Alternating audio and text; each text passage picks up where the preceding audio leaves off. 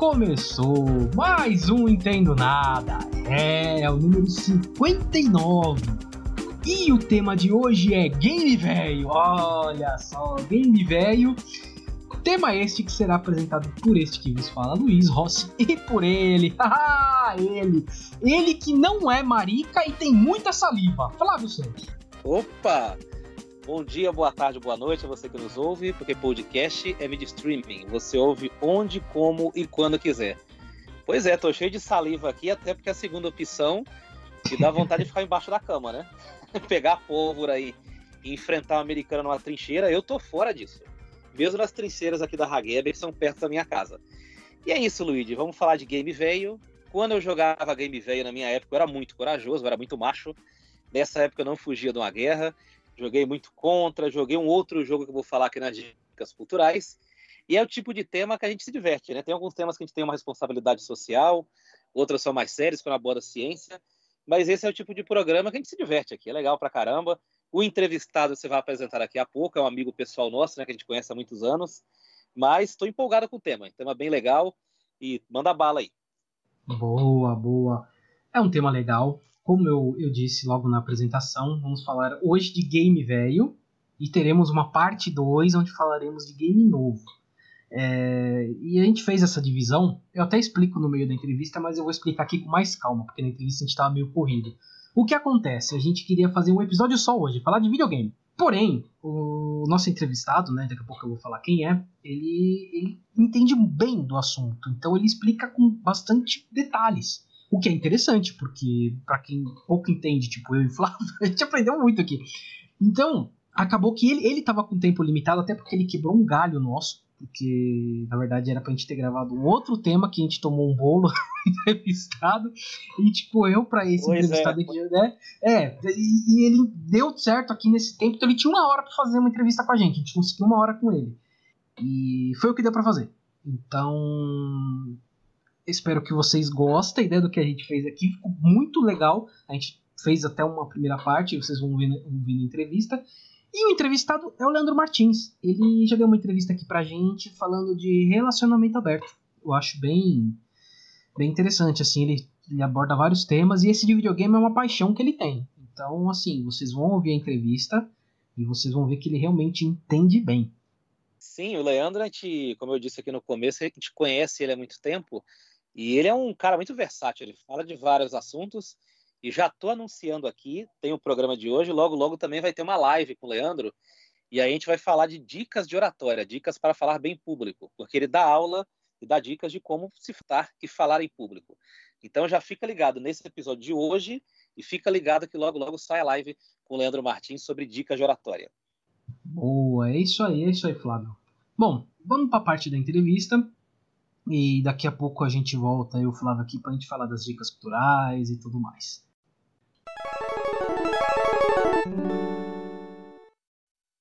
Bom, vocês já ouviram a nossa apresentação, né? Explicamos lá o porquê que dividimos aqui a apresentação, separamos da entrevista. O nosso convidado, né? Ele tá com um tempo bem curto hoje, então vamos correr aqui e fazer as questões, né? Bom, o nosso convidado é o Leandro Martins, ele já fez entrevistas aqui com a gente, falamos sobre relacionamento aberto, foi um episódio que muita gente ouve até hoje, tem muita gente ouvindo esse episódio, toda semana tem alguém ouvindo lá, acho bem legal isso.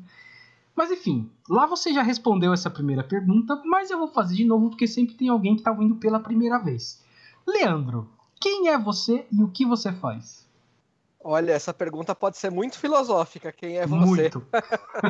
Muito. Até porque agora eu abri um canal no YouTube de reflexões. Boa. E falo sobre comportamento humano e relações humanas, né? No final eu passo lá o canal certinho, mas o canal chama Reflexões. E então quem é você é uma pergunta muito complexa, mas me atendo aos fatos. Eu sou jornalista, apresentador de televisão, apresentei muito tempo programa de esportes. Hoje estou na TV Câmara Guarulhos, apresento programas da TV Legislativa, então telejornal, programa de debate, programa de entrevista. E sou um apaixonado por cinema e por videogames, né? São minhas duas grandes válvulas de escape e minhas duas grandes maneiras de lazer. também vou colocar junto o futebol, porque sempre foi meu lazer e acabou virando depois meu trabalho por um tempo. Mas as minhas grandes válvulas de escape hoje são o cinema e o videogame. Por isso que vocês me chamaram aí para fazer o programa. Sim, por isso, exatamente. Legal. Vixe, a gente vai fazer muita entrevista aqui ainda, viu, Leandro? Tem muito tema pra gente conversar, viu? Isso é muito bom, Gosto muito muito. legal. Não, Gosto muito muito. legal, vamos sim. Bom, como hoje vamos falar de videogame e vamos falar um pouquinho de história do videogame, até chegar aos videogames atuais, né?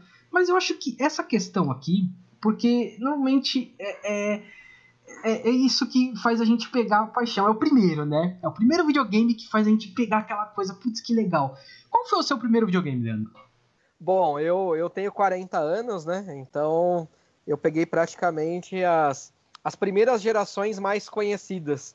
Então eu peguei o Atari, né? Eu sou da época do Atari. O primeiro videogame foi na verdade, um clone do Atari, que se chamava Super Game, da CCE Super Game, mas que era a mesma coisa que o Atari. Servia todos os cartuchos do Atari, enfim. Então esse foi meu primeiro videogame. O meu foi esse também, da CCE, Super Game. Foi o primeiro videogame também. Ai, ai, saudade dele, viu? Flávio? No programa de hoje vamos fazer a gente vai contar a história do videogame, né? Eu acho que nada mais interessante do que contar a história do videogame antes é contar a história do convidado, né? Eu queria saber de você, Leandro, como começou sua paixão por games? Olha, eu me lembro que eu comecei a jogar, eu acho que com 7 ou 8 anos, 6 ou 7 ou 8 anos, eu não me lembro exatamente o ano ao certo, né? Eu sou nascido em 80, então foi do meio para o final da década de 80. E era uma época diferente, né? A tecnologia ainda não era tão avançada e eu gostava muito de brincar com os meus amigos na rua. Eu nunca deixei de sair na rua para ficar jogando. Ou se fosse hoje, talvez eu pensasse diferente. Mas naquela época eu nunca deixei de sair na rua para ficar jogando. A gente, na verdade, jogava e quando o videogame surgiu e a gente teve a oportunidade de ter um videogame, o videogame era também um aparelho que ajudava na socialização. Então a gente também reunia os amigos para jogar videogame, um na casa do outro, né? E eu acho que o videogame para mim, e por isso eu fui caçar história para fazer e tal, porque eu sempre gostei muito, né? Sempre fui muito apaixonado por isso. Falei, poxa, mas por que isso mexeu tanto comigo, né? Esse tipo de entretenimento. Porque tem gente que nem liga, não tá nem aí. E eu ali, né? Doido para jogar. Eu acho que a paixão por videogame nasce a partir do momento em que você toma consciência de que você pode pegar uma mídia que até então era uma via de mão única, como a televisão, né, com sua programação, inclusive a grade, né, toda aquela ditadura da grade de programação, a chance de você não poder rever nada se não fosse em reprise, porque até então o videocassete também não gravava nada, não tinha essa tecnologia. E nasce a partir do momento em que você pega uma mídia que era via de mão única, em que você consumia as coisas apenas, né? A programação da TV, um filme que você assistia, e você passa a interagir com aquilo. Você usa aquela interface para atuar nela, para jogar nela. Então você não assistia mais TV, você jogava a televisão. E acho que assim foi a minha paixão. Foi isso que me cativou muito. A chance de você ali executar vários papéis, ser vários personagens, poder fazer várias coisas que no mundo real, evidentemente, você não pode.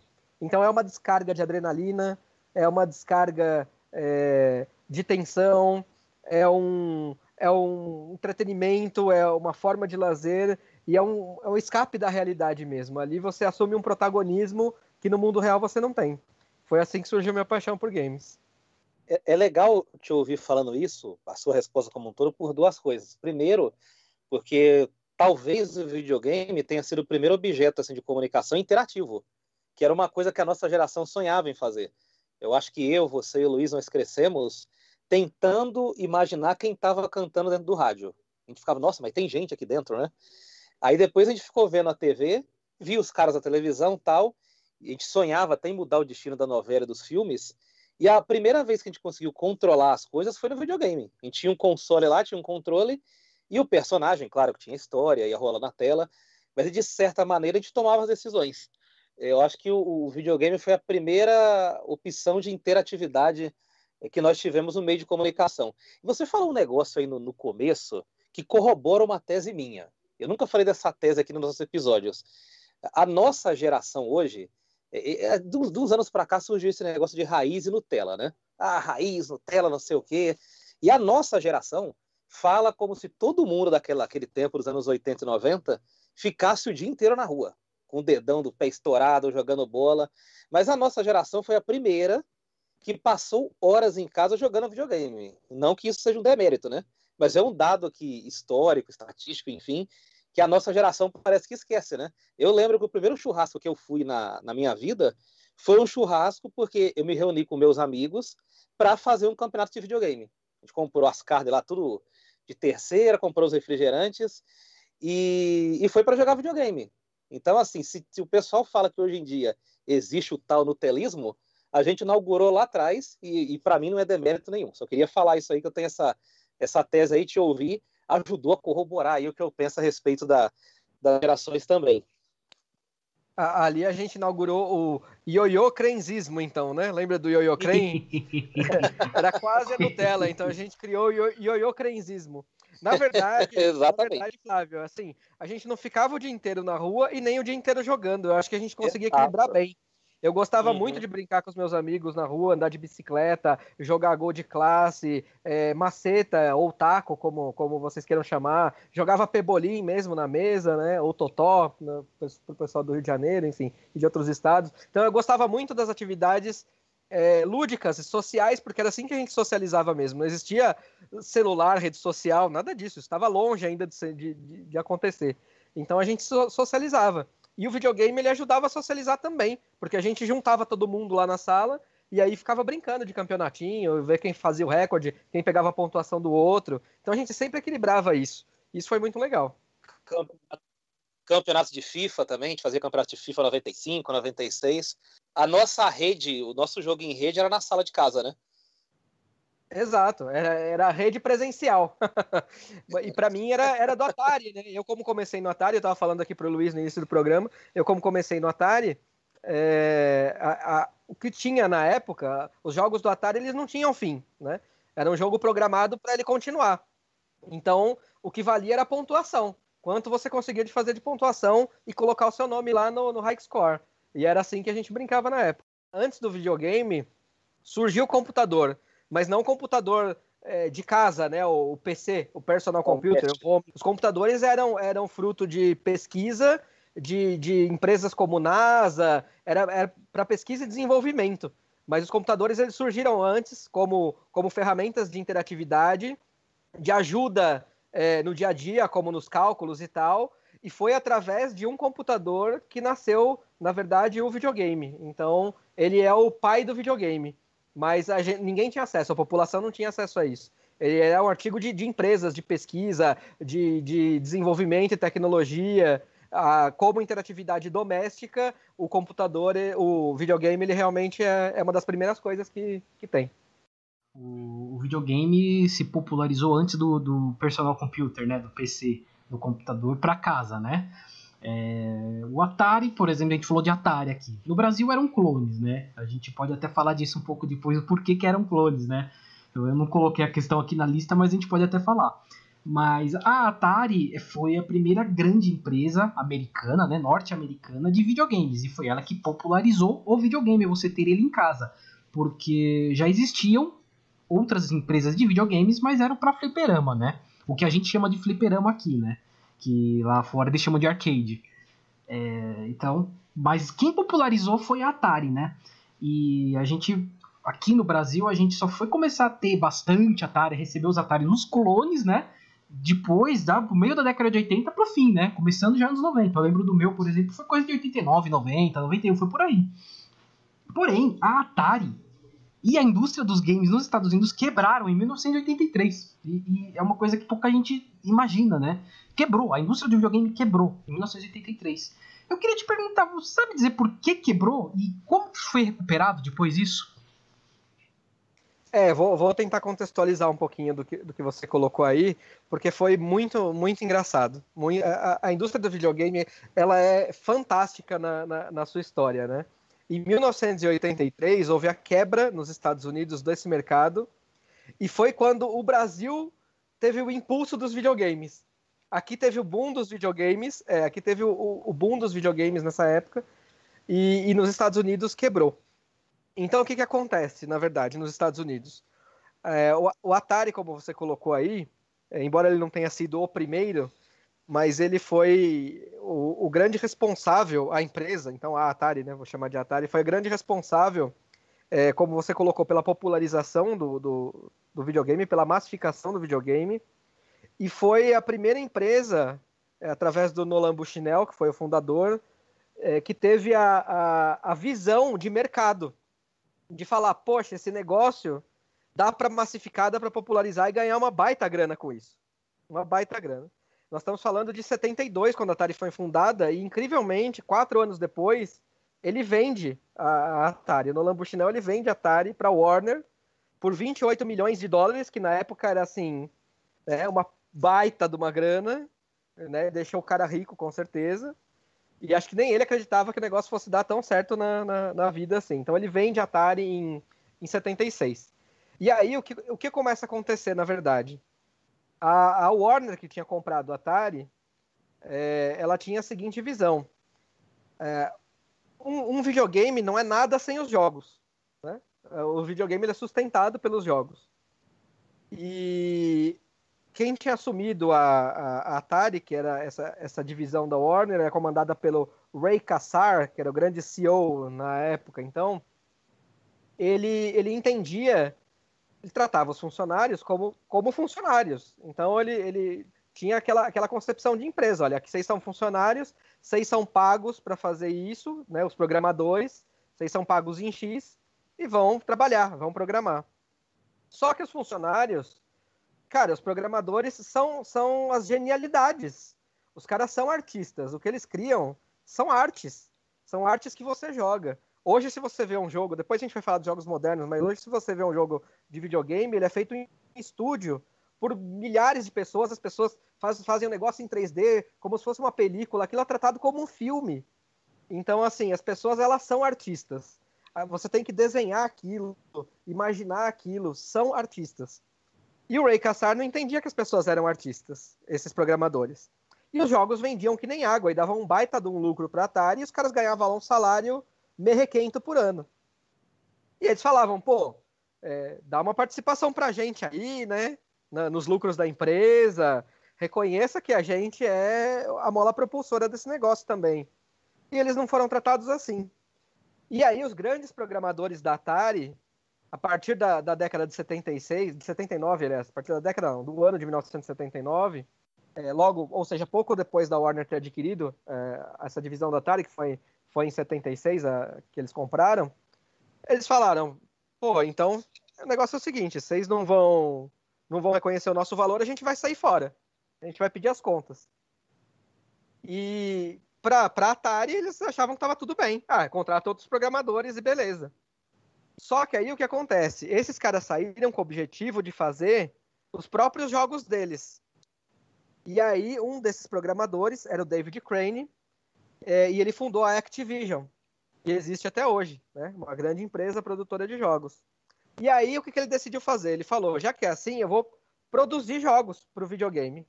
Eu vou produzir jogos para vários consoles que tinham na época, tinha o Odyssey, tinha outras plataformas. Ele falou, eu vou produzir jogos independentes. Se vocês quiserem, que coloquem o jogo aí, né? E aí houve uma batalha judicial contra a Atari, porque como era o mercado na época? Quem era o produtor do console também produzia seus próprios jogos. Então você tinha lá o Odyssey, que tinha seus próprios jogos, produzidos pela Odyssey. A Atari produzia os seus próprios jogos, produzidos pela Atari. E a partir dessa cisão, quando os programadores saem da Atari e criam a Activision, o David Crane, por exemplo, a ideia era descentralizar a produção dos jogos. Então, quem produz o console não precisa necessariamente produzir os jogos. Isso era inédito, né? Porque havia um monopólio e havia uma exclusividade, um pertencimento ali da produção à fabricante do console também. E aí isso foi para uma batalha judicial. E a Activision ganhou em 1981, essa batalha judicial, porque a justiça entendeu que, pela livre iniciativa, a empresa tinha o direito de fazer o produto que ela queria. E aí o que aconteceu? A Atari começou a ter problemas, porque os seus melhores programadores já não estavam lá. Havia outros consoles pegando esses programadores para fazer jogos também bons e para tentar fazer uma concorrência. Então a Atari começou a cair a qualidade, porque os programadores que estavam lá não eram tão bons quanto os que saíram. E aí aconteceu outra coisa. Por conta da vitória na justiça, e a Activision deu muito certo, tanto que o primeiro jogo que eles lançaram, um dos primeiros jogos, aliás, foi Pitfall. Foi um enorme sucesso de vendas, né? Enorme sucesso. E os caras também começaram a ficar ricos. E aí, todo mundo pensou assim, os programadores, quem fazia computação na época, né? Pô, se os caras abriram uma empresa só de fabricação de jogos e deram certo, os caras deram muito certo e ganharam muita grana, vamos fazer a nossa também. Então, cada programador queria fazer o seu próprio jogo, queria abrir sua própria empresa. E muitos abriam no fundo de quintal para fazer lá a programação dos seus jogos. Compravam lá a plaquinha, o material, desenvolviam um jogo num computador, numa linguagem de computador, transferia aquilo para a plaquinha e virava um jogo de videogame. Então o mercado ficou inundado com jogos. E muitos ruins, muitos de má qualidade, muitos de péssima qualidade.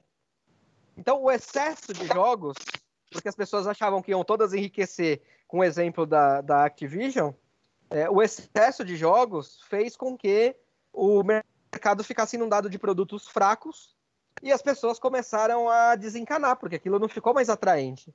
Falou, poxa, o videogame já não é mais como antes.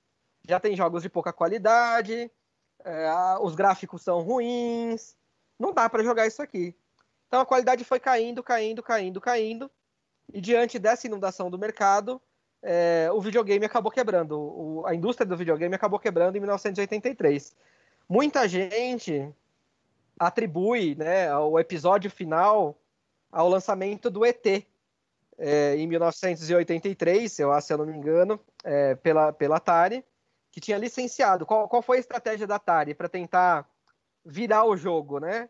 Porque tinha perdido os programadores e as licenças, enfim, dos jogos.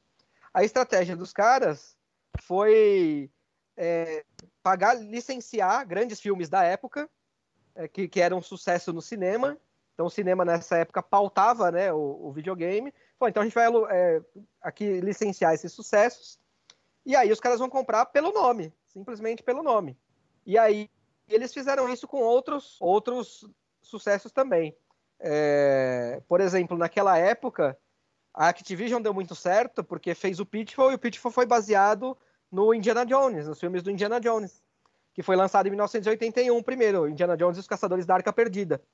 Então eles basearam o Pitfall naquilo, foi o primeiro jogo assim de plataforma, exploração, caçar o tesouro, né?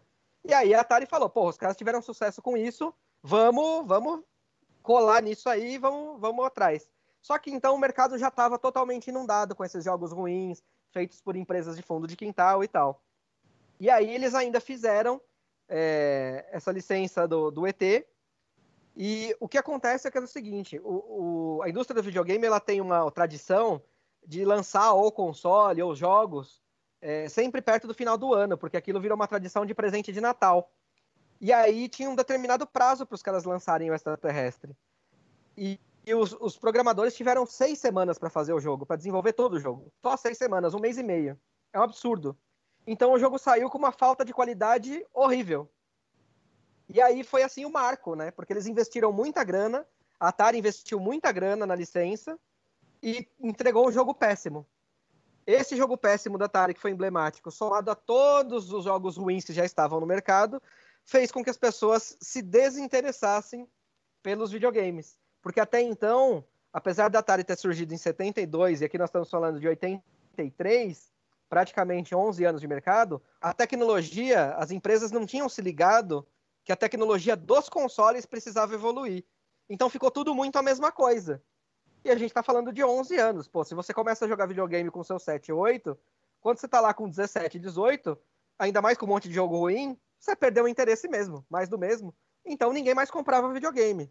E aí, para finalizar esse cenário, além dos jogos ruins, além desse investimento no ET, na época, os computadores, os PCs, estavam em grande ascensão nos Estados Unidos. Então as pessoas estavam investindo no PC. Por quê? Além de você ter um espaço para jogar, porque o PC ainda trazia alguns jogos, você tinha nele uma multitarefas. Você tinha calculadora, você podia imprimir coisas, você podia fazer o seu trabalho de escritório. Então as pessoas simplesmente largaram de mão do videogame e passaram a investir nos computadores. E a indústria dos videogames veio à falência. Ela praticamente encerrou as atividades em 83. Foi esse o cenário. Depois disso, a Nintendo é que recupera o mercado, não é isso?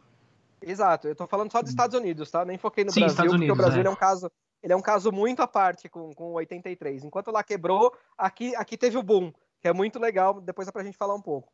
Aí o que acontece? Então a indústria estava praticamente falida, morta.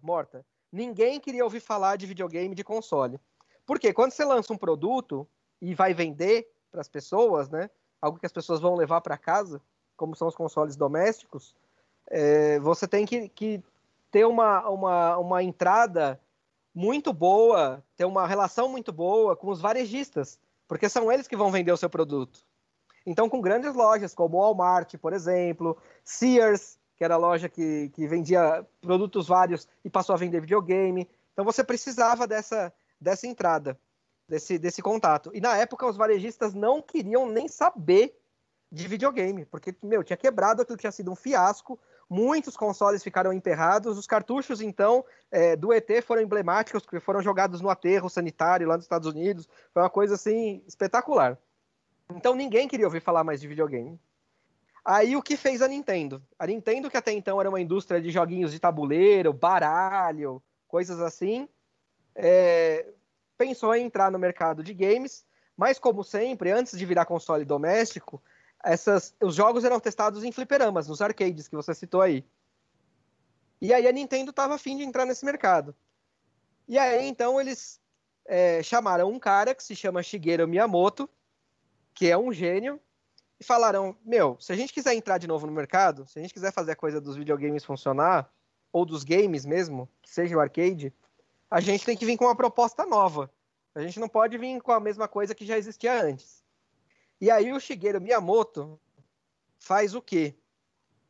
Ele é o primeiro cara a introduzir, pelo menos no meu modo de ver. O Pitfall tinha um pouco disso, mas como o jogo não tinha fim, então não dá para considerar totalmente assim. Mas ele é o primeiro cara que introduz no videogame, nos games, a narrativa, como se fosse a narrativa de cinema.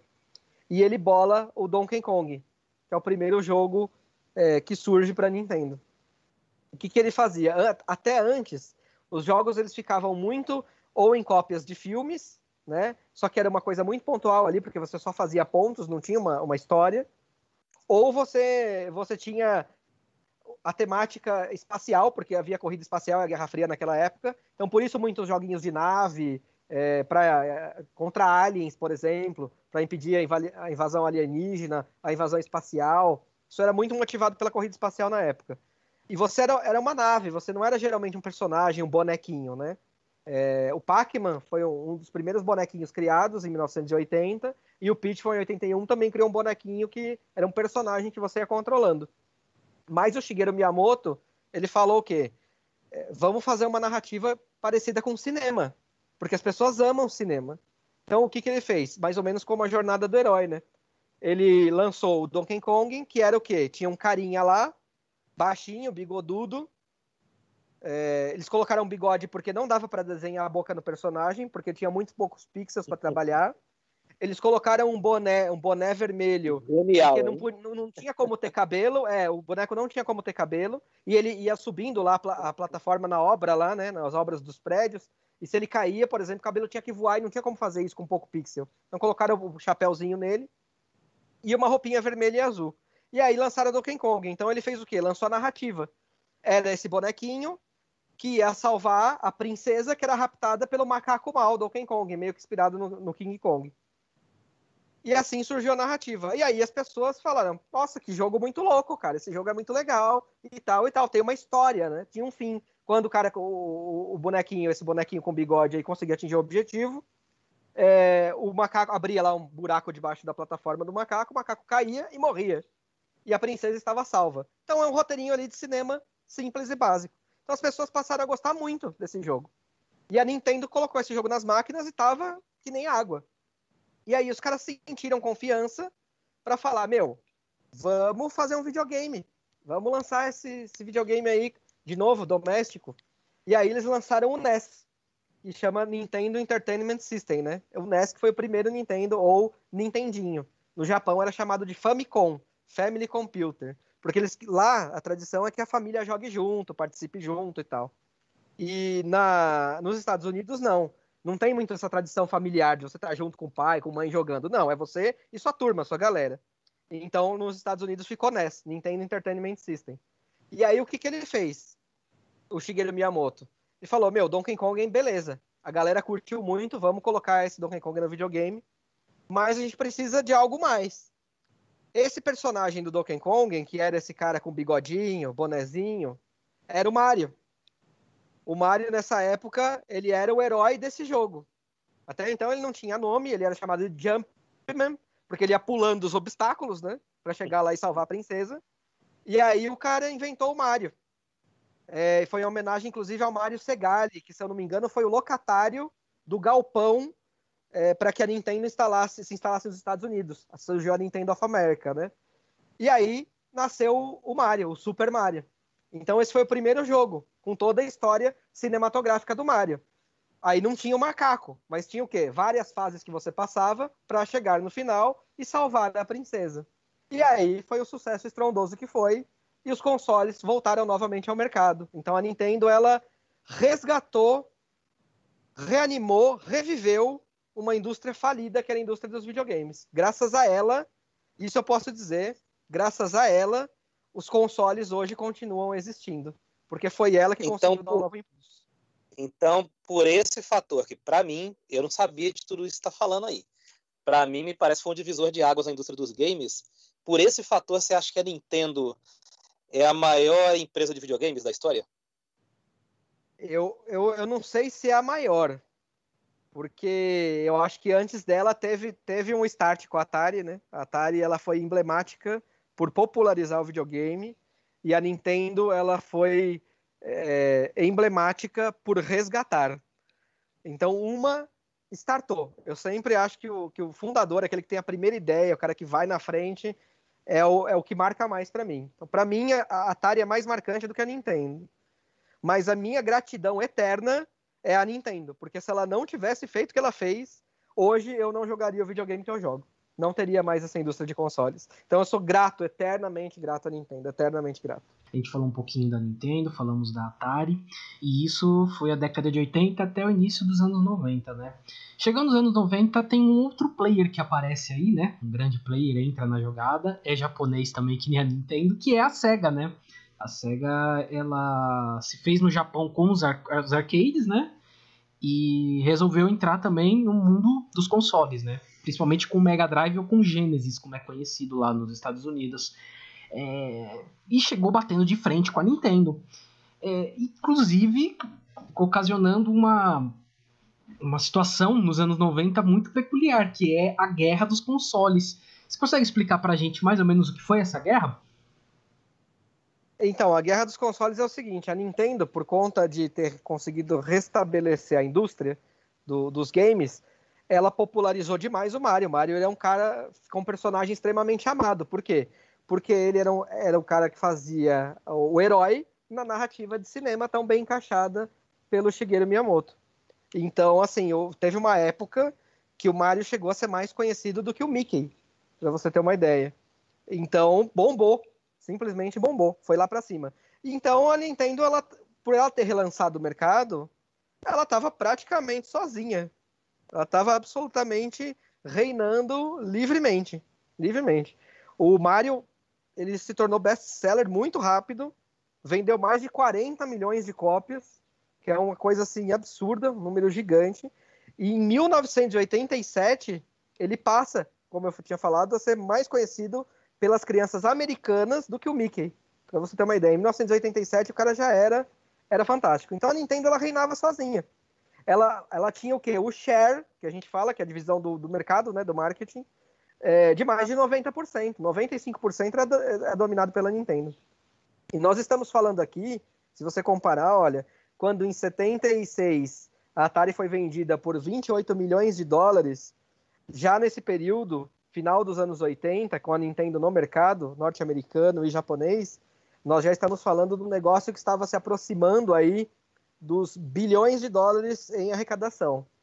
Dos 2, 3 bilhões de dólares de arrecadação. E ela reinava absolutamente só.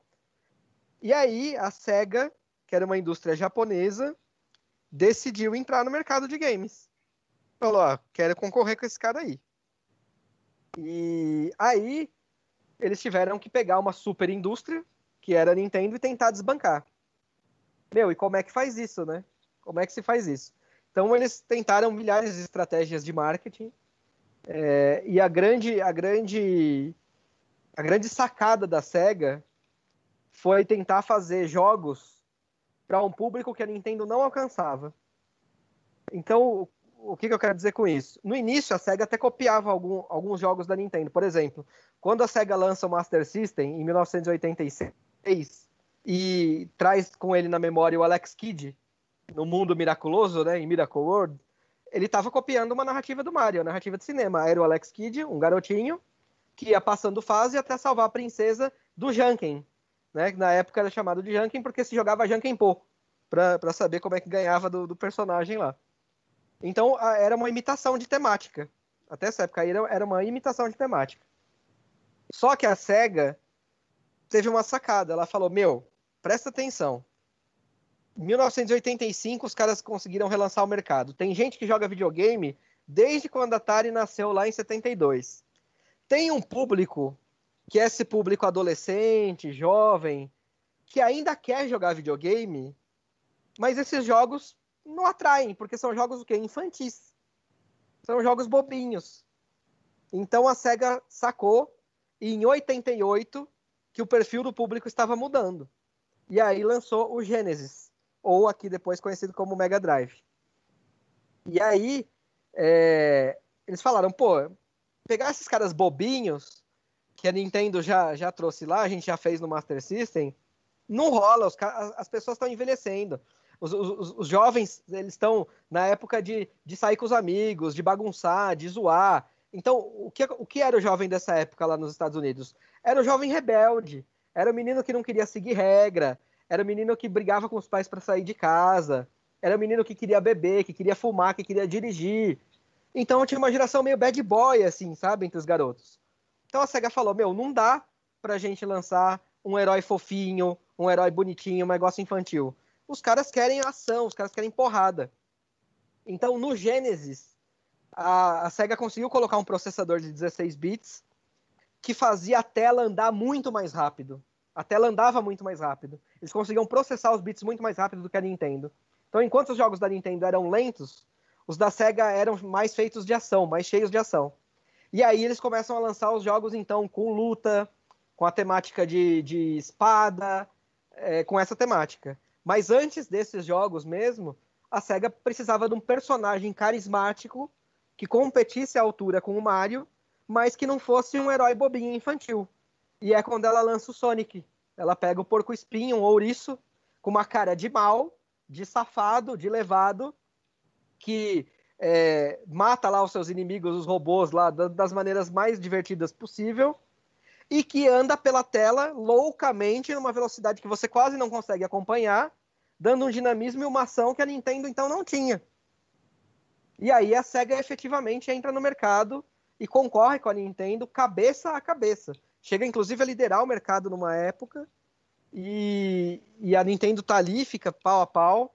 E eles tiveram que fazer uma estratégia também muito interessante, porque a Nintendo, como dominava o mercado com 95% das ações, a Nintendo usou de monopólio. Ela falava com os varejistas, olha, se vocês venderem qualquer outro jogo, a gente não vai entregar mais console para vocês venderem. E os caras ficavam com medo, porque era uma fonte de lucro.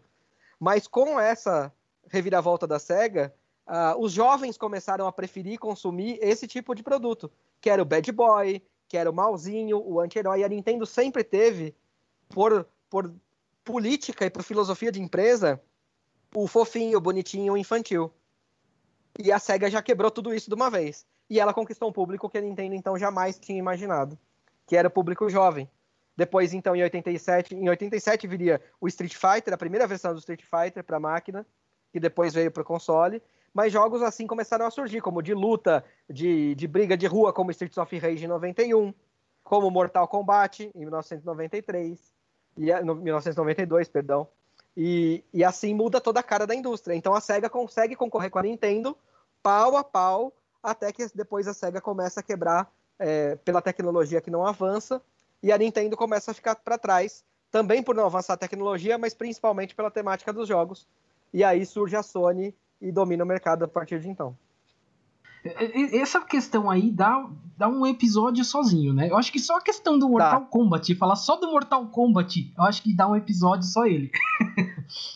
Realmente são histórias assim bem interessantes. Eu tinha uma pergunta que eu ia fazer aqui sobre o PlayStation, né? Mas eu acho que ele ia ficar muito grande. Então eu vou tentar resumir aqui e tentar fazer duas questões em uma. Pergunta que eu tento resumir a resposta. Isso, vamos lá. Eu vou tentar fazer duas em uma aqui. Porque realmente isso aí ia ficar muito grande.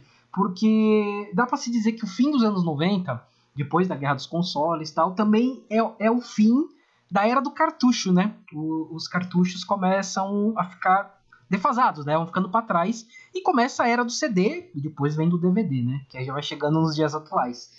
O PlayStation 1 não foi o primeiro a usar CD, mas foi o que mudou a cara dos games, né? A maneira como se faz videogame e tudo mais, conseguia se avançar tecnologicamente. O que a Sony fez que os outros não fizeram? Depois da quebra do mercado de videogames em 1983, as empresas que vieram a partir de então sacaram que os consoles eles têm uma duração, eles têm uma vida útil, né? Eles têm um tempo que as pessoas consomem aquilo e depois as pessoas vão envelhecendo, então elas não consomem mais e você precisa se atualizar. Então o ciclo mais ou menos de um console é de 7 anos. Tá? Então na batalha entre Sega e Nintendo, entre Nintendo e Sega, depois dos consoles de 16 bits, né, como o Nintendo, o Super NES, que surgiu depois, e o Mega Drive ou o Genesis, as empresas sacaram que precisavam começar a mudar, porque a tecnologia iria mudar. E aí, no final da década de 90, surgem os videogames dessas empresas. A Nintendo não, porque ela foi muito conservadora, ela não queria largar o cartucho, mas a Sega, ela lançou, por exemplo, o Mega CD em 91, olha como está distante, mas que era um aparelho que você acoplava ao Genesis, só que ele só tocava CD, ele não tinha uma capacidade gráfica muito maior e tal. Mas tem outros consoles, como o TurboGrafx, que surgiu em 1990, o Jaguar, da própria Atari, que ainda tentava alguma coisa no mercado, mesmo depois de ter praticamente falido, a Panasonic, que lançou o 3DO em 93, o Neo Geo, que lançou o Neo Geo CD em 94. Então as pessoas estavam sacando que precisavam mudar a tecnologia. Enquanto a Nintendo estava brigando lá atrás com a Sega, com o Super NES e o Mega Drive, que era a grande briga do momento, né? O pessoal sacou que depois, mais pra frente, precisava mudar a tecnologia. E aí a SEGA até tentou. A SEGA tentou lançar esse CD aí em 1991. A Sony era uma grande empresa do mercado de mídia, né? Então ela tinha televisão, aparelho de som, e ela queria massificar o CD. Porque para ela era interessante, porque ela tinha um sistema próprio de produção de CDs. E ela falou, se eu conseguir vender para as pessoas tanto o produto, a mídia, né, o veículo, como o negócio que vai nele, né, como que vai tocar, eu tô feita. Eu domino o mercado assim, geral. E ela queria. Mas antes de entrar sozinha, ela procurou a SEGA, e estava tudo certo para fazer uma parceria entre Sony e SEGA para que eles lançassem a primeira tecnologia de CD. Mas o que acontece? A SEGA tinha duas empresas, né? Assim como a Nintendo, porque a matriz era japonesa e o segundo braço era norte-americana. Só que quem sempre se desenvolveu mais foi a norte-americana. Foi a SEGA of America, né? A SOG, como eles chamam. Então ela sempre foi muito mais desenvolvida que os japoneses. E havia um ciúme interno dentro da própria SEGA. E para concorrer com a Nintendo, em toda essa batalha judicial, eles largaram nas mãos dos norte-americanos. Foram os norte-americanos que partiram para a concorrência. Até porque a filosofia de vida do norte-americano, que é a livre concorrência, a livre iniciativa, o tal do sonho americano, o sonho da indústria americana, faz com que eles aceitem os desafios. Os japoneses não muito. Então a SEGA americana é que partiu para cima da Nintendo e ganhou o mercado. Só que os japoneses da SEGA ficaram com ciúme dos americanos da SEGA.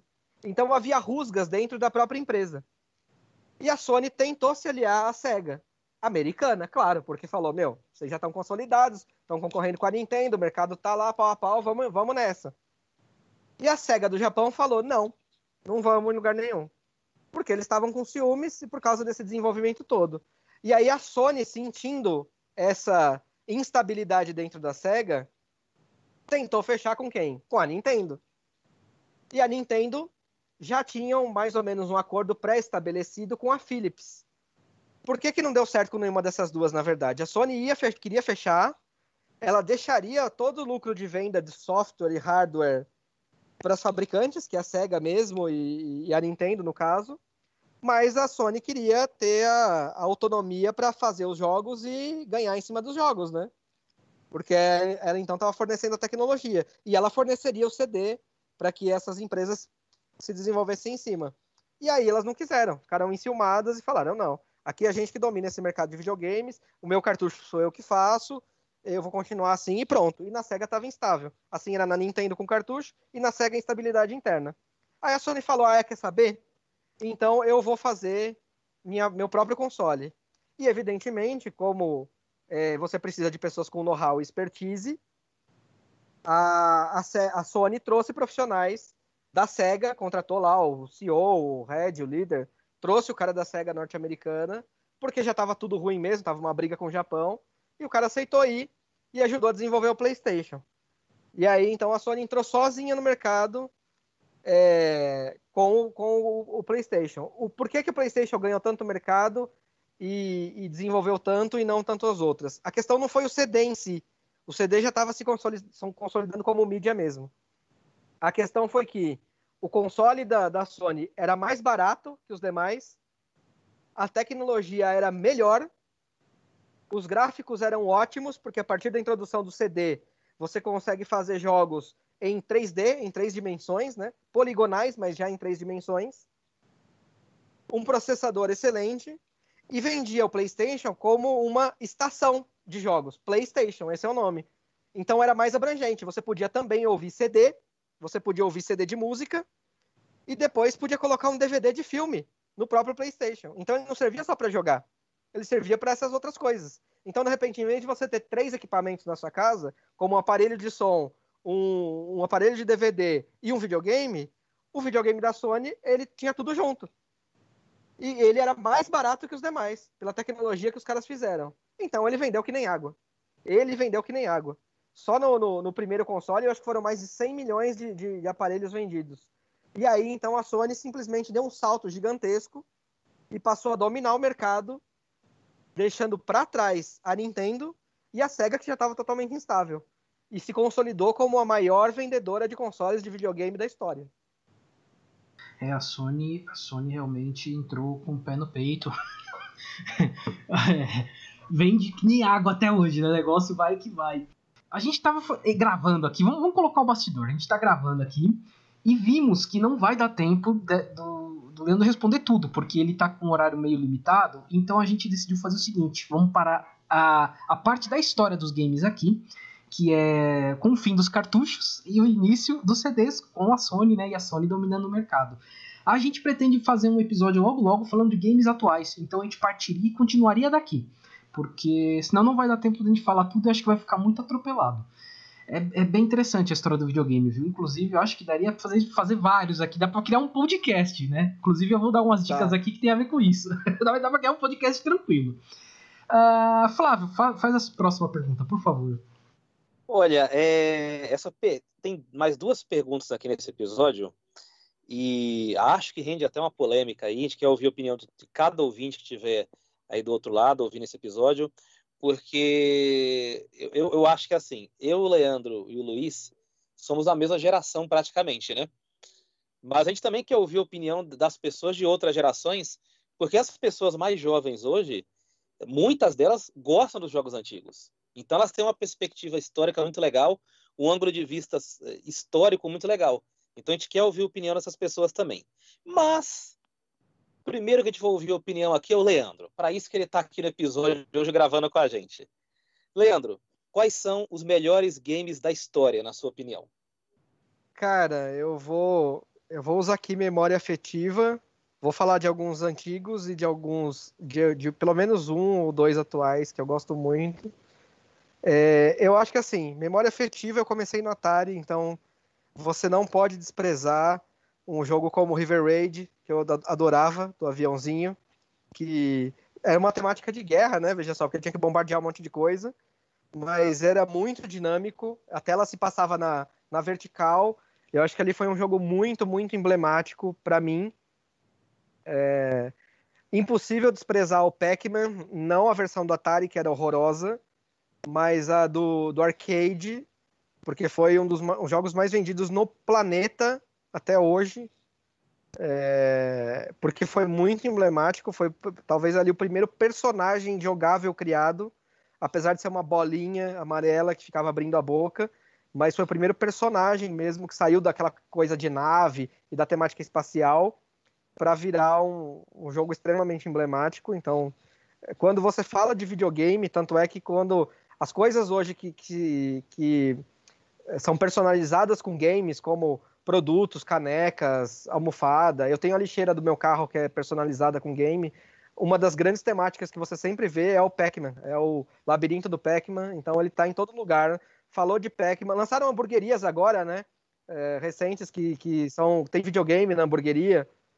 Tem várias dessas hamburguerias que estão sendo lançadas agora. E a maioria, a fachada, é o Pac-Man com as fantasminhas, assim. Então, você falar de videogame, você automaticamente lembra do Pac-Man. Os Tazos, né? Os Tazos voltaram com a temática, né, do Pac-Man. Sim, é um jogo que é histórico e foi um dos mais vendidos do planeta. Então ele e River Raid para mim na geração do Atari, Alex Kidd para mim na geração do Master System, porque eu não tive a geração da Nintendo.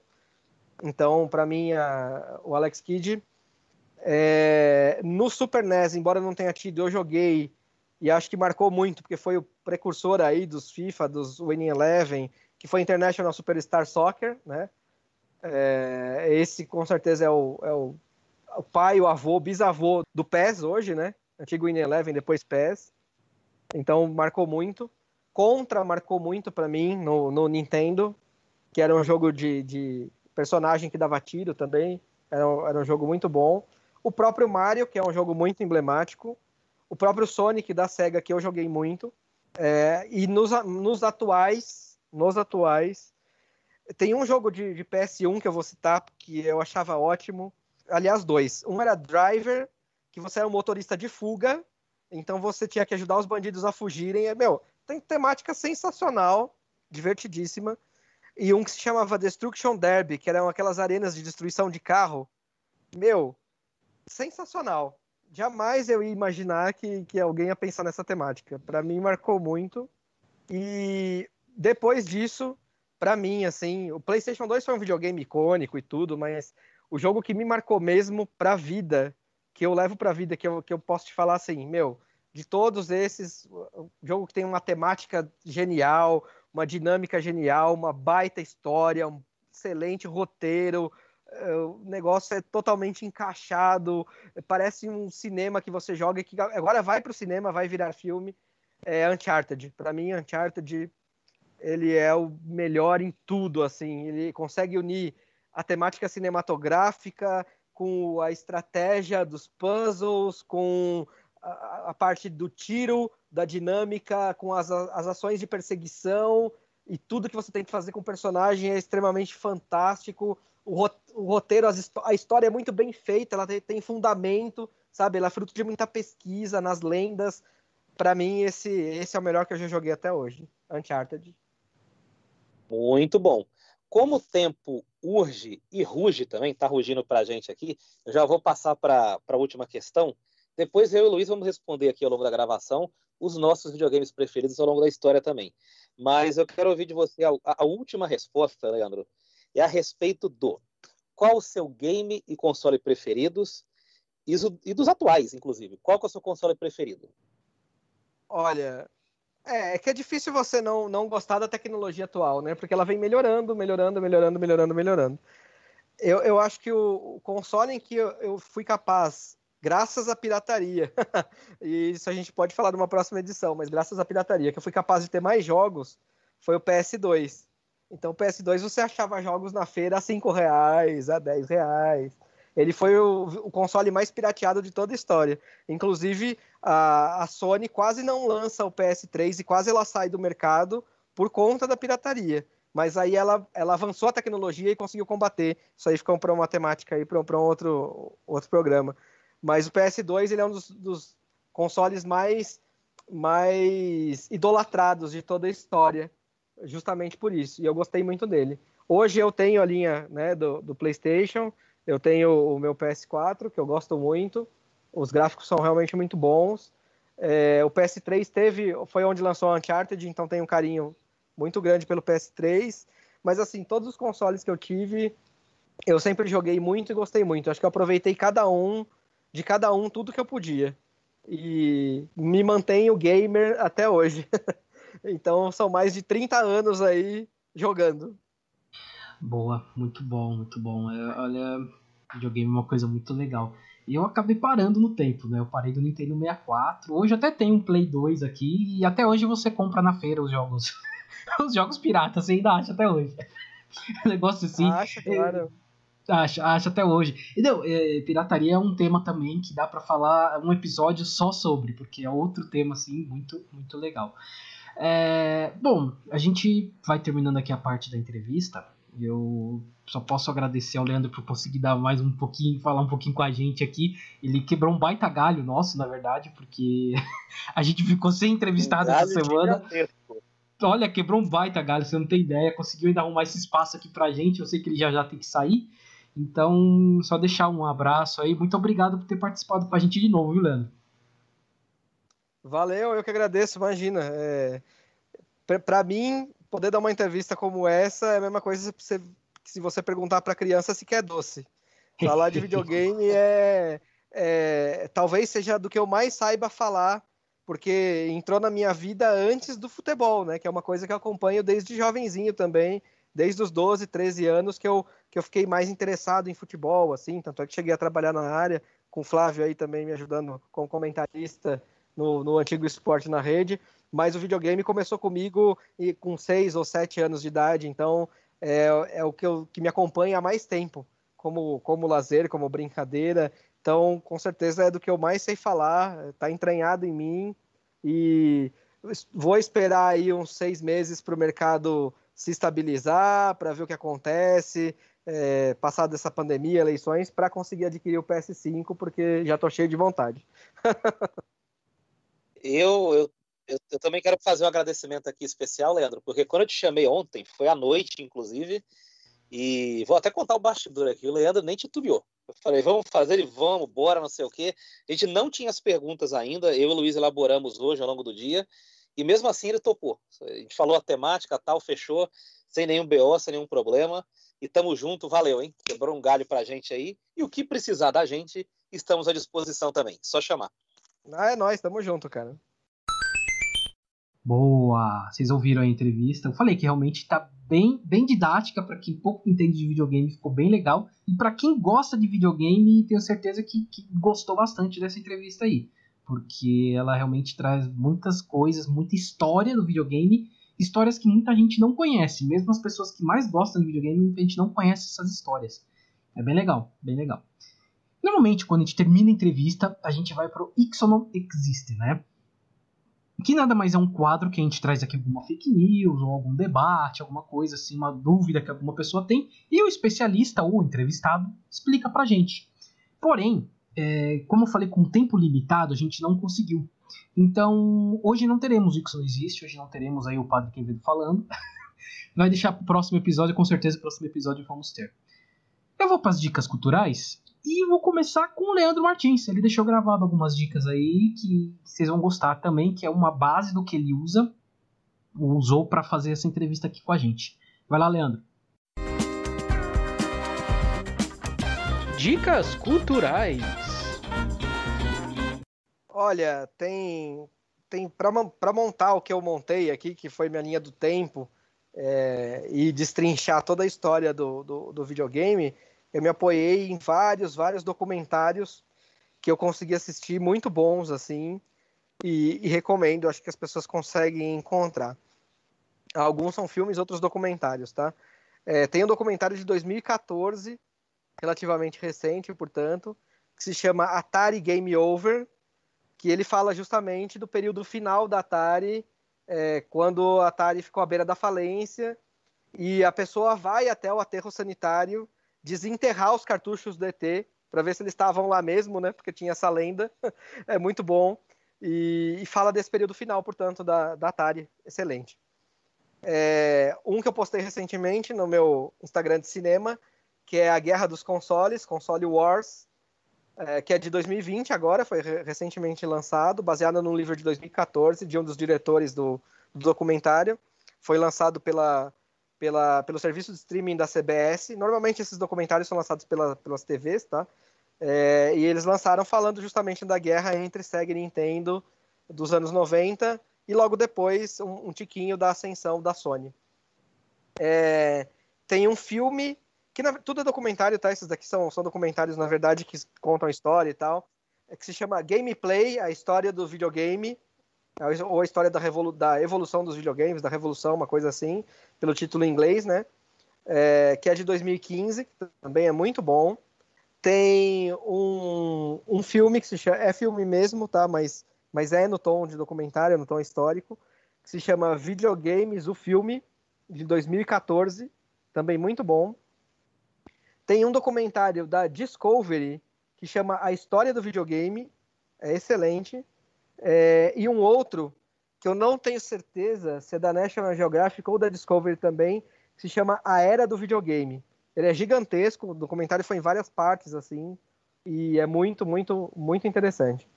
E para finalizar, tem um que você encontra no YouTube, se você procurar, você acha, que foi, acho que, trabalho de conclusão de curso de alguém, uma defesa de tese, foi algo assim, eu não vou lembrar exatamente, que é brasileiro, que é muito bom, que se chama 1983, o ano dos videogames no Brasil. É excelente, conta toda a história de por que lá fora quebrou em 1983 e por que aqui foi o boom do videogame. É muito bacana. Vocês desacreditam no que tem nesse documentário. É sensacional. Então são essas as minhas dicas. Boa, vocês ouviram o Leandro. E agora eu vou passar para o Flávio. Flávio Santos, quais são as suas dicas culturais? Eu tenho 2 dicas culturais e são 2 games, um velho e um novo. Eu acho que os dois espelham bem a relação que eu tive com games ao longo da vida.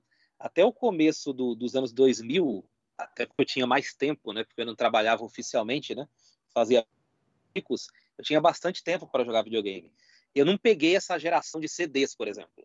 Eu não peguei o PlayStation 1, 2 e 3, não porque eu não tivesse grana para comprar, eu não tivesse acesso, mas porque eu não tinha tempo, né? Então eu joguei muito pouco.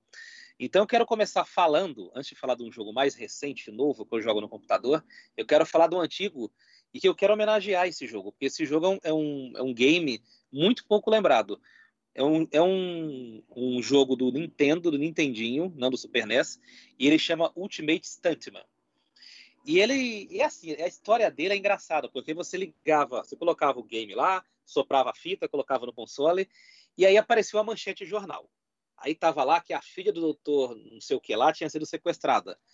E aí na sequência desse jornal aparecia um cara, forte, grande, desconfio que foi até inspirado no Exterminador do Futuro, que era o mesmo estereótipo, o mesmo tipo físico, o mesmo biotipo, com óculos escuros e tal. E aí ao longo do jogo você assume o papel desse boneco, e você passa por várias fases. E eu disse aqui, supostamente, você vai resgatar, porque eu nunca terminei o jogo. O jogo é doentio de tão difícil. Você começa dirigindo um carro, depois dirige um tanque de guerra, depois voa de asa delta, depois tem que matar uma minhoca gigante numa fase lá com um olho só. E assim, são dezenas de fases, você nunca acaba, e aí começa a repetir asa delta, tanque de guerra, carro. E assim, eu cheguei a passar umas 25 fases dificílimas, eu nunca zerei. Fica a minha dica cultural aqui, no dia que você quiser experimentar um jogo desse. Se você não tiver um emulador, no Mercado Livre está saindo aí por uns 80, 90 reais, ou na OLX da vida. Mas é um jogo assim para você pegar no final de semana, saber que você vai se divertir e dificilmente você vai terminar. Você vai gastar o seu tempo ali quebrando a cabeça com os detalhes das fases. E agora, trazendo para os dias atuais, eu quero falar de um jogo que, para mim, elevou o nível das franquias de esporte lá em cima. Não tem nenhum jogo de esporte que se assemelhe a esse que eu vou falar, que é o NBA 2K. O NBA 2K ele está muito próximo de atingir a perfeição em tudo que se pode oferecer em termos gráficos de esporte. Eu passei assim esporadicamente jogando nos últimos anos o Pro Evolution e o FIFA, e achava muito legais esses jogos. Até que eu resolvi baixar por um torrent o NBA 2K. E aí eu abandonei completamente os jogos de futebol. O NBA 2K você consegue ver o suor do jogador descendo no rosto. Você tem que saber jogar basquete de fato, conhecer as regras e saber fazer os dribles para executar os comandos. Cada passo que você dá na quadra, você tem que pensar como vai fazer. E realmente é uma experiência de imersão muito grande. Fica aqui minha dica cultural. Se você joga Pro Evolution, se você joga o FIFA, não queira aqui estabelecer uma briga aqui entre os consoles, as franquias, mas você vai ver que é um abismo de diferença, que é um jogo muito legal. Mesmo que você não goste de basquete, experimente, porque tem um modo carreira lá que você vai se achar o próprio Michael Jordan jogando. Então, minhas dicas culturais são Ultimate Stuntman e NBA 2K. Fica a dica, anota, jogue e depois dê o feedback pra gente. Nunca joguei nenhum dos dois, mas já ouvi falar muito dos dois. Já ouvi falar bastante bem dos dois jogos. Tenho vontade de o Ultimate Stuntman eu até tenho como baixar aqui, porque eu tenho os emuladores, né? Agora NBA 2K já é um pouquinho mais difícil, é um jogo mais complexo pra você conseguir apenas baixar, né? Eu sei que tem que ter uns detalhes aqui, mas quem sabe, né? Eles colocaram um artifício, só vou avisar aqui também, já que você falou de baixar. Eu tentei baixar a última edição e eles colocaram nas duas, três, quatro últimas edições aí um artifício que quem baixa da internet sem a chave serial original não consegue salvar o jogo. E aí eu baixei aqui no torrent, feliz pra caramba, fiz meu boneco, né, aquela coisa toda, fiz um monte de cesta. Na hora de salvar não tinha como, não salvei nada. Eles colocaram esse artifício justamente para pessoa não baixar. Fora as experiências mais broxantes da minha vida como jogador de videogame. Então, se você... Eu acho que a dica é você ficar atento aí na Black Friday, porque geralmente na Steam esse tipo de jogo fica mais barato. Então, dá uma olhada lá, é um jogo que geralmente sai por 150, 160 reais. Na Black Friday, provável que vai estar bem baratinho aí. Fica alerta e acompanha. Assim, eles realmente hoje eles têm isso, mas esses jogos até, não são mais jogos tão caros, né? Claro, o dólar subiu, depende da situação, você vai pagar um pouco mais caro sim. Mas eu vou dar uma dica, eu não tinha colocado aqui não. Agora que você falou, eu vou colocar ela aqui. Que é a Epic Games, que também funciona mais ou menos como a Steam. Só que a Epic Games, toda semana ela coloca alguns jogos grátis pra você baixar e jogar normal. Não é demo não, é o jogo completo. E nessas eu baixei, por exemplo, Futebol Manager, que é um jogo gigante, é um jogo que eu adoro, sempre joguei há muito tempo. Muito tempo que eu jogo Futebol Manager e eu baixei a versão 19/20, né? Porque agora vai sair a 20/21. Então eles colocaram a 19/20 grátis. Eu peguei e baixei grátis. Você vai olhar agora lá, ela tá em torno dos 50, 60 reais. Não, minto, tá até mais, porque na verdade ela não é vendida pro público brasileiro. Então você teria que pagar em dólar. Só que lá eles... Pra conseguir baixar esse jogo, eu tive que fazer um esqueminha aqui. Mas é original. Consegui baixar original pela Epic Games. Então eu tô jogando Futebol Manager aqui. Então eu acho interessante dar uma olhada às vezes, porque sai alguns joguinhos grátis ali e jogos bons. De repente até sai o NBA 2K aí do último ano aí e já compensa, pô. Porque jogo de um ano pra cá, 2 pra cá, são jogos muito bem produzidos. Bom, então Epic Games... Eu vou falar aqui de um documentário também. O Leandro falou de vários, né? Eu também vou colocar um aqui, que é o High Score, do Netflix, que também conta boa parte dessas histórias que foi contada aí pelo Leandro. Também conta um pouco nesse documentário. É uma série documentário, né? São 6 episódios na Netflix.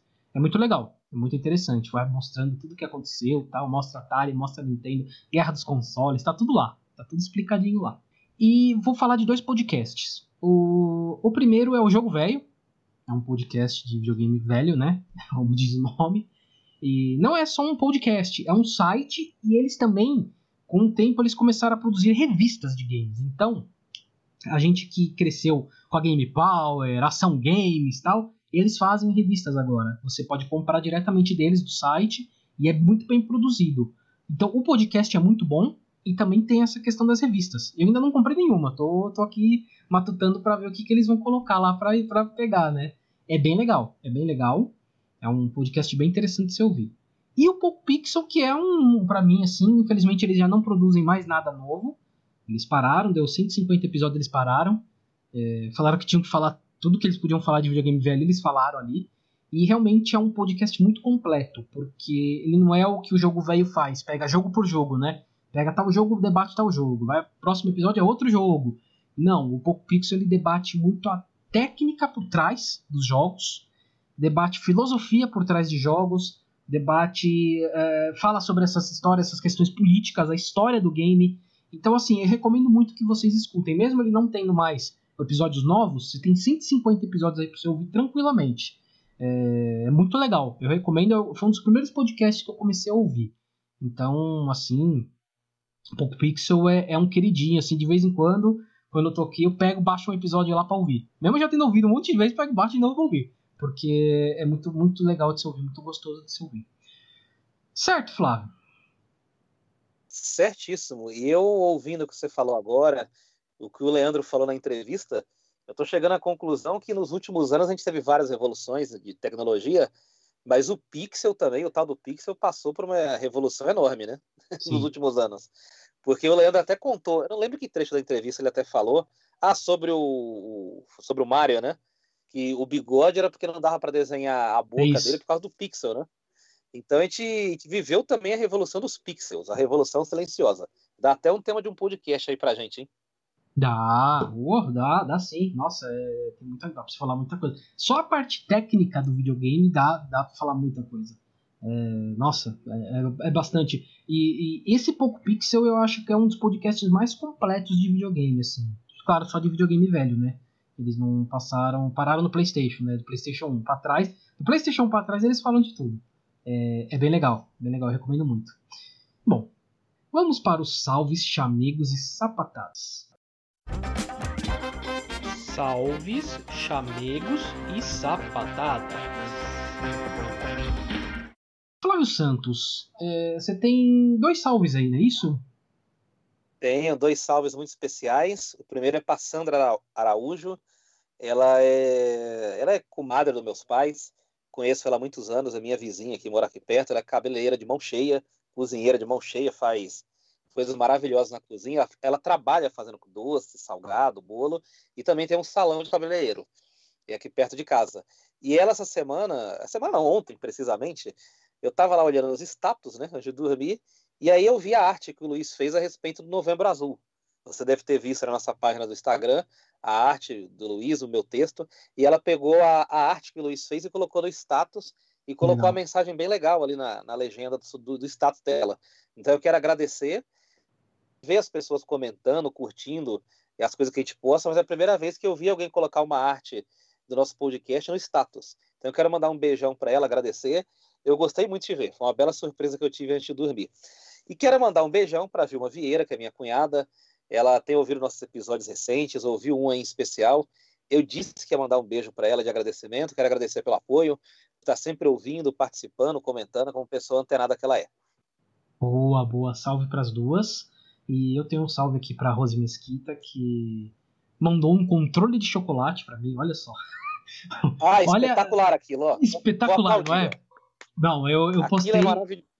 Eu postei, acho que eu vou postar de novo. Acho que quando eu postar esse episódio aqui, eu vou postar de novo. Porque, cara, muito gostoso. E eu tirei a foto, eu coloquei o controle do PlayStation que eu tenho aqui, né? Perto. Controle do Super Nintendo de chocolate que ela fez e o controle do PlayStation que ela fez também, um pouquinho menor. Cara, é delicioso, bom demais e bonito. Eu acho muito legal porque é bonito, fica bem feito. E ela faz de um jeito que fica muito bonito. Para mandar a real, eu nunca tinha visto uma arte assim em chocolate, em forma de chocolate. Não é? Nossa, muito legal. E muito gostoso. O recheio que ela fez ali pra mim é de paçoca. Chocolate com paçoca. Nossa, é uma delícia, cara. Olha, eu realmente, eu postei lá, As pessoas devem ter até achado que a gente tá fazendo propaganda, assim. Não, eu postei porque realmente é bom, é bonito e é bom. Eu postei, eu faço questão de postar e vou postar de novo, porque é muito bom. Muito bom mesmo, acho que tá chegando aí o Natal, de repente é um presente legal pra vocês pensarem aí pras pessoas. Aí, ó. Né? Tá aí, é um bom presente. É um presente bonito e gostoso pro Natal. E gostoso pro Natal, eu acho muito legal. Bom, eu sou suspeito de falar de chocolate, né? Eu sou suspeito. Mas enfim, agora eu vou deixar o Leandro falar os salves, né, dele e o jabá dele também. Manda aí, Leandro. Então, assim, eu quero, na verdade, só deixar um grande abraço para quem está ouvindo esse podcast e eu acho que o grande salve, o grande salve e abraço vai para os meus pais e para os meus irmãos, porque foram eles que me deram os primeiros consoles de videogame e os que me permitiram jogar os primeiros consoles e os primeiros jogos. E a partir daí nasceu um jogador que nunca mais morreria, né? Então, nasceu um jogador eterno aí, pelo menos até minha vida física acabar. Mas para minha família, porque sempre partilhou aí dessa brincadeira comigo e a gente sempre se divertiu junto. Com os meus irmãos me divirto até hoje. Então acho que para eles vai o grande salve aí, meu irmão Adriano, meu irmão Fábio, minha irmã Rosângela, a gente sempre esteve juntos jogando, meu pai Ridaut, minha irmã Marlene, que me deram os consoles de presente. Para eles eu quero deixar esse enorme abraço, sem eles eu não seria o jogador que eu sou. E para todo mundo que curte videogame e que entende que videogame não é uma coisa besta e não é algo de criança. Videogame é algo que pode desenvolver também coordenação motora, rapidez de raciocínio, inteligência.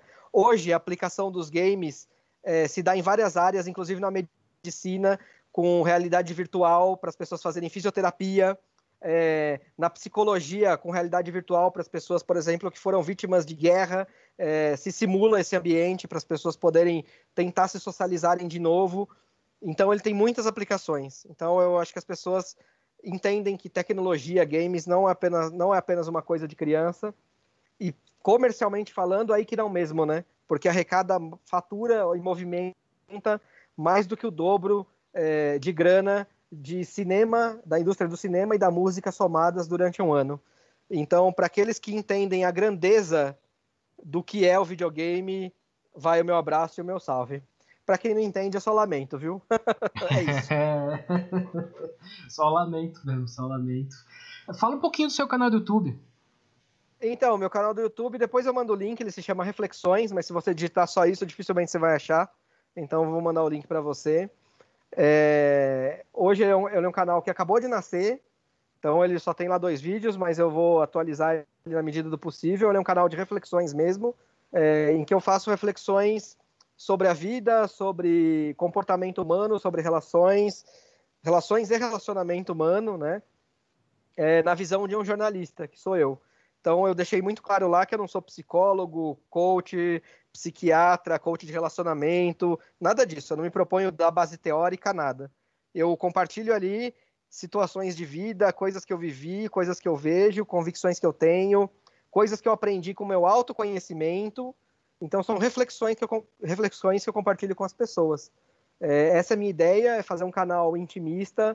Não quero bombar, me autopromover, ser famoso, tanto que eu falo nos vídeos para as pessoas, olha, não precisa curtir, comentar, ativar sininho, nada disso, veja se você realmente quiser, tiver a fim de trocar uma ideia, tomar um vinho e dar uma brisada, uma refletida, é nessa pegada, assim. Então, por exemplo, o primeiro eu fiz com uma temática que as pessoas acharam curiosas, né? Eu falo da relação com o ser humano com o outro, né? Da empatia na comunicação. E aí eu falo para as pessoas, por que o seu crush pode estar ignorando suas mensagens no WhatsApp? Né? Que é a questão da comunicação empática que muita gente não tem e quer impor o seu jeito de se comunicar sobre o outro, e aí a pessoa acaba se afastando, ignorando, deixando para lá, enfim. E é o jeito, né, que você descobre isso na prática. Então eu faço umas reflexões, assim, de como é que a gente poderia deixar isso mais fácil, porque cada pessoa é de uma maneira, e a empatia na comunicação precisa existir e tal. Então é nessa linha que eu vou. Vou falar de autoconhecimento, vou falar de espiritualidade, vou falar do relacionamento aberto, que nem eu falei com vocês na entrevista. Vou falar de tudo isso. Eu acho que tem material para muitos e muitos e muitos vídeos. E é isso, acabou de nascer o canal, chama Reflexões, e sou eu lá, falando minhas groselhas na minha varanda de casa. Boa, vocês ouviram aí o Leandro, ouviram ele falar do canal, né? Eu vou postar os links, tudo que ele passou, que ele falou, vou colocar certinho na postagem. Para você aí que tá puxando agora o supino, tá naquela última puxada do supino, você escuta isso e quer parar o supino pra marcar na mão, não precisa, eu ponho na postagem, tá? Não tem problema não, eu ponho aqui, não tem erro. Pode terminar seu supino aí, fazer força no último aí, que eu sei que é difícil. É difícil. Fica a dica, hein? Faz agachamento também, não só supino. Vai treinar a perna também, amigão. Também. Não fica só no supino. Não, também. E o contrário também, tá? Porque muitas vezes os homens querem ficar só no supino e as mulheres só na perna, né? Não, a mulher tem que fazer supino também, Exatamente. Viu? Não fica só. O contrário também é verdade. Fica a dica. Fica a dica aí. Eu entendo nada também é dica. É dica anabólica. Aqui tem dica anabólica também. E escute o Entendo Nada pro cérebro ficar forte também. Aí, ó, tá vendo? É isso aí. Também. É isso aí. Vamos pro encerramento. Vamos passar os nossos canais de contato aqui. É o e-mail entendonadapodcast@gmail.com, o Facebook, que é o Entendo Nada Podcast, o Instagram, que é o @entendonadapodcast, o Twitter, que é o Entendo N Podcast, porque não dava pra colocar Entendo Nada, porque tem algum gaiato lá já usando. Não, tá parado lá, ninguém usa faz muito tempo, mas a gente não pode usar porque tá lá. E tive que escrever de um jeito aqui, o único que encaixou foi Entendo N Podcast.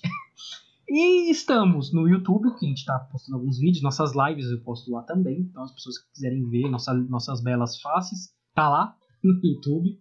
Estamos em todos os agregadores, como Spotify, iTunes, o Google Podcast, o Podcast Addict, enfim, todos os agregadores. É só procurar lá Entendo Nada Podcast. Se não achar a gente, venha falar com a gente, porque provavelmente alguma coisa tá errada ali, dá para eu acertar.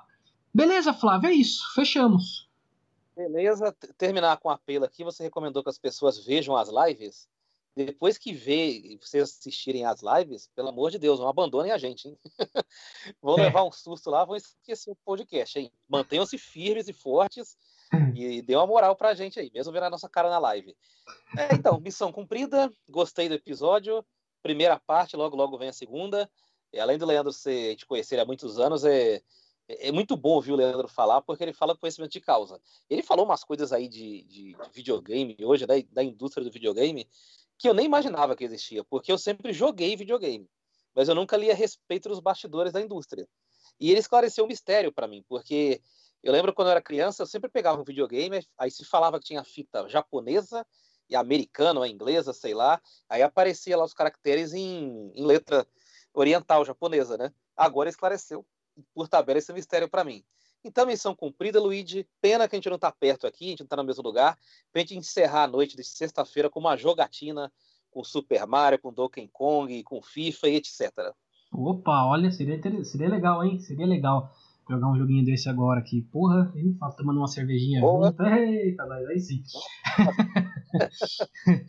É isso, gente. Valeu. Muito obrigado por você ter chegado até aqui. Obrigado ao Leandro de novo por ter quebrado o nosso galho aí. Foi uma bela quebrada de galho que ele deu. É isso, Flávio. Fechamos. Bora, é isso aí. Fomos. Valeu.